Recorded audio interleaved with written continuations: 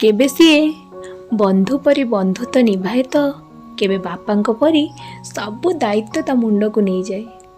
CA हेउची भाई, केबे भूली हुए ना ता स्नेह ममता साजी रही थाए भौणी पाखरे साजी तार छाई।